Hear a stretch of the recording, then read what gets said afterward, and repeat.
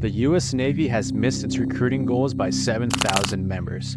Is this just the beginning of an ongoing recruiting crisis? Struggles with self-image, outside opportunity, and maybe even Gen Z are a couple of many reasons we'll explain. The perception of the Navy and the military as a whole has changed a lot in past years. In a recent study, public confidence in the U.S. military went from a high of 82% in 2009 to now just 60% in 2023. The last time confidence in the military was this low was back in 1997. Not just of strength, but of the power of the mind.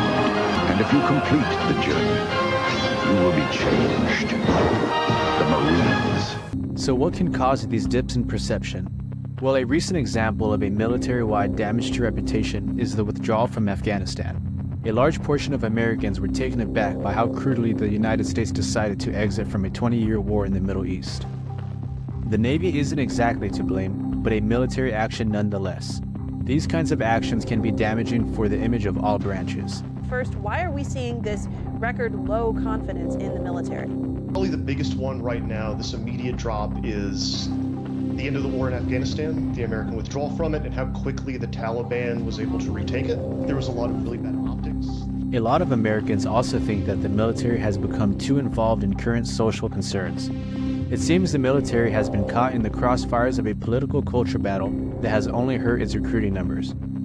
People on both sides of the political aisle make claims that the military has gone too far in the other direction, which only widens the divide. Half of those polled are concerned the military is too woke, but the other half blame far-right extremism in the military as their reason for having decreased confidence. We have these polar extremes in opinion, but what's the truth here?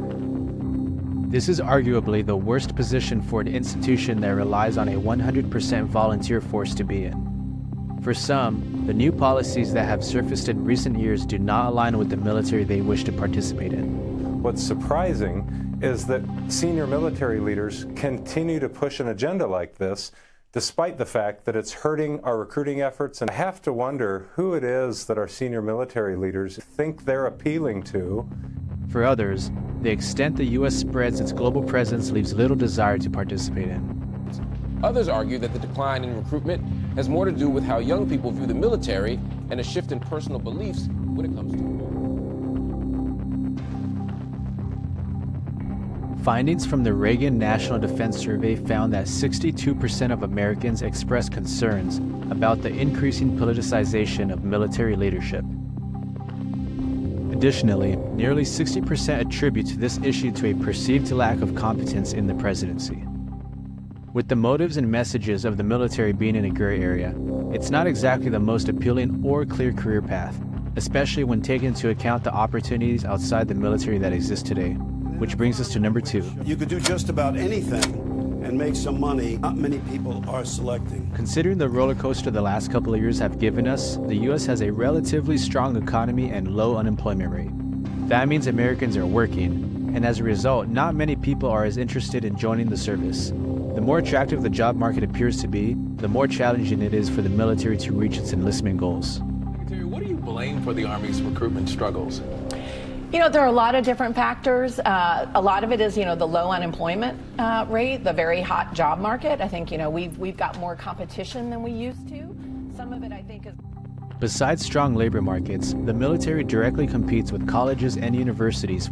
An estimated 87% of enlisted service members are between the ages of 18 and 24. If you were ever in the military, it's very likely this is where that recruiter got you. And if you are not, and happen to still be in high school, it's also pretty likely that you've seen a recruiter or two walking around your campus, letting as many kids know about the benefits of the military before getting them to do some pull-ups. For colleges, a 2021 study concluded that 62% of people who completed high school or earned a GED certificate immediately enrolled in college. College has become increasingly popular for a huge military target demographic, and that hurts recruitment numbers. Yes, the military can have some advantages to formal higher education, but one of them is definitely not the freedom to choose where you'll live. Unlike the military, colleges and universities basically grant the applicant confidence and flexibility of where they will live. This matters a lot for some people.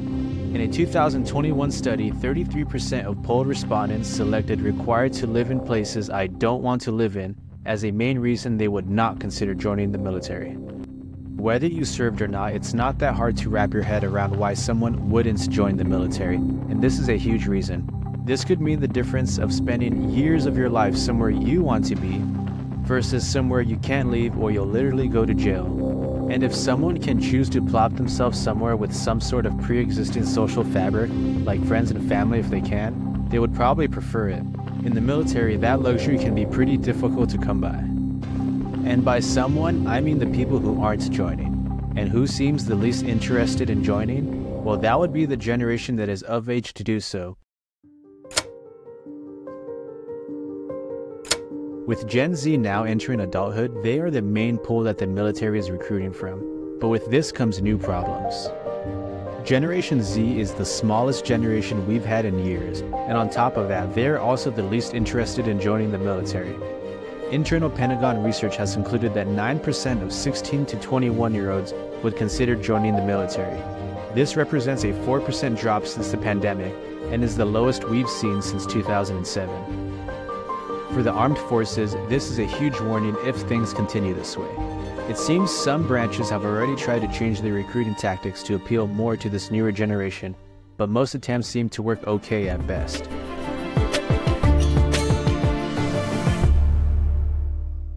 For example, the Navy has been offering new recruits up to $75,000 in sign-on bonuses.